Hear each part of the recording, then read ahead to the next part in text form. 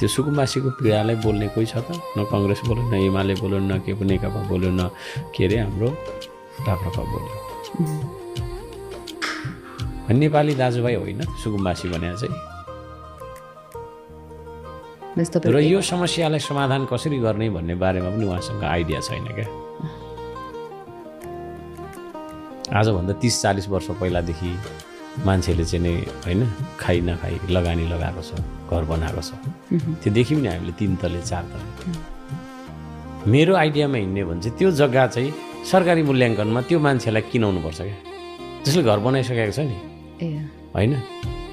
उसैले सरकारले चाहिँ धनी पूर्जा दिनुपर्छ, तर सशुल्क धनी पूर्जा दिनुपर्छ। त्यसो गर्यो भनेदेखि वर्षै पछि उसले त्यो जग्गाको कर पनि तिर्छ, घरधुरी कर तिर्छ होइन। खरबौँ रुपियाँ तपाईँको चाहिँ इन्कम हुन्छ। यो विषयमा किन सोचेन सरकारले?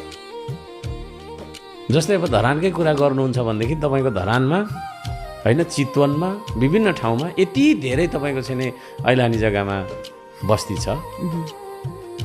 त्यो फेरि अहिलेदेखि छैन, जब तपाईँ जन्मिनु भएको थिएन नि तबदेखि छ। जब म सानो थिएँ त्यहाँदेखि छ। त्यहीँ बसेर त्यहीँ तपाईँको चाहिँ जन्मेको मान्छेहरू अहिले बुढो भइसक्यो है, उसको छोरा नाति भइसक्यो। अब त्यो जग्गामा त्यहाँ ऊ त बसिसक्यो होइन, उसले पुस्ता आफ्नो लगानी लगाइसक्यो, उसको पहिचान त्यहाँ भइसक्यो, ठेगाना त्यहाँ भइसक्यो। अब त्यसलाई चाहिँ कसरी समाधान गर्नु पर्थ्यो यदि सरकारले, मेरो जस्तो आइडिया होइन यदि थियो भनेदेखि चाहिँ त्यो जग्गालाई चाहिँ मूल्याङ्कन गरेर सरकारी मूल्याङ्कनमा त्यो जग्गा तैँले किन्नुपर्छ। त्यो ओगटेर बसिस् नि, अब त्यो तैँले किन्नै पर्छ भनेर सरकारले नै धनी पूर्जा दिने, ऊबाट सशुल्क क्या, त्यतिकै निःशुल्क होइन। त्यस पछाडि त्यो जग्गा त नम्बरी भयो नि त, वर्षै पछि उसले कर तिर्छ होइन, मालपोत तिर्छ नि त जग्गाको है। त्यो हिसाबले जानुपर्ने हो नि त। अब यो यसरी उठाउन थाल्यो भनेदेखि तपाईँको आधी नेपाल उठ्ने देख्छु म। त्यो हिसाबले त फेरि अव्यवस्थित बसोबास त अझ बढेर जाला नि। सुन्नु न, व्यवस्थितै नहोला नि त। व्यवस्थित छ, किन छैन? बाटो बनाएको छ नगरपालिकाले, पानी दिएको छ, बिजुली दिएको छ है। यति हो कि घरको नक्सा पास गरेको छैन। किन गरेको छैन भन्दाखेरि जग्गा चाहिँ उसको नाममा नभएको कारण होइन। ठुल्ठुलो घरहरू यत्रो घरहरू बनाएको छ, 30 फिटको 40 फिटको बाटो निक्लिरहेको छ। यदि त्यसलाई रोक्नुपर्ने थियो भने राज्यले त्यतिखेर रोक्नु पर्थ्यो क्या। राज्य भने त जहिले पनि हुन्छ नि त सरकार त होइन, चाहे त्यो केपी ओलीको होस्, चाहे त्यो शेरबहादेउपाको होस्, चाहे प्रचण्डको होस्, सरकार त थियो नि त यो देशमा, थिएन त है। चाहे त्यो पञ्चायत कालमा होस्, थियो नि त सरकार त। त्यतिखेर चाहिँ सरकारले छोडिदियो, ल बस के गर्छौ गर भनिदियो त्यतिखेरको सरकारले, अनि बस्यो। अनि जनताले चाहिँ नि आफ्नो इन्भेस्टमेन्ट त गर्यो नि त होइन।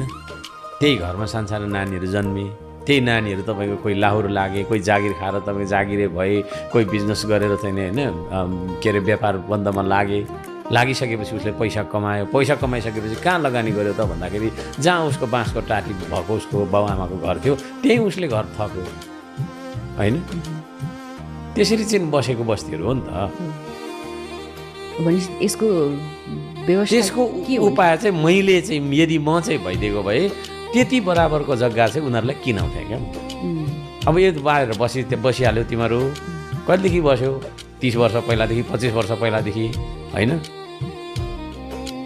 सरकारले नै बसाएको हो नि त त्यो। त्यसले गर्दा न पानीको तपाईँको छैन नाला पनि गाँसिदियो होला, बिजुलीको तपाईँको मिटर पनि लगाइदियो होला, बाटो पनि बनाइदियो होला होइन र। त्यो बस्तीमा स्कुल बनायो होला सरकारले नै। त्यतिखेर सरकारले गरेको कुरा अहिलेको सरकारले जिम्मा लिनुपर्छ कि पर्दैन? एक खालको पर्छ नि त। त्यसरी जिम्मा नलिने भने त जवाफदेहिता भन्छ नि, त्यो हो क्या जवाफदेहिता भनेको चाहिँ। एकाउन्टेबिलिटी त हुनु पऱ्यो नि त। आफूभन्दा तपाईँको पूर्ववर्ती सरकारले गरेको कुराको पनि एकाउन्टेबिलिटी लिनु पऱ्यो क्या हामीले, मिलाएर लानु पर्थ्यो सबै कुरा। जस्तै अहिले हामी सिंहदरबारमा बस्छौँ, त्यो सिंहदरबार अहिलेको बालन सरकारले बनाएको त होइन नि, त पहिल्यै सरकारले बनाएको हो नि त। उसले बनाइराखेकोमा हामी बसिरहेछौँ। यो एउटा तपाईँको इन्स्टिट्युसनल कन्टिन्युटी हो क्या। त्यसो भएको कारणले गर्दाखेरि चाहिँ त्यो जग्गा चाहिँ सरकारी मूल्याङ्कन बराबरको पैसा चाहिँ त्यो व्यक्तिबाट जसले त्यो ओगटेर बसेको छ 30-35 वर्षदेखि, त्यो जग्गा चाहिँ तपाईँको सरकारले उसको नाममा लगाइदिने, पैसा सरकारको राजस्वमा बाँध्ने होइन, ढुकुटीमा बाँध्ने। प्रत्येक साल त्यो मान्छेले त्यो जग्गाको कर पनि तिर्छ, अनि त्यो जुन संरचना बनाउँछ त्यसको धुरी कर पनि तिर्छ। अनि यसरी चाहिँ तपाईँको के हो त भन्दाखेरि राजस्व वृद्धि हुन्छ क्या। त्यसतर्फ सोच्नुपर्छ।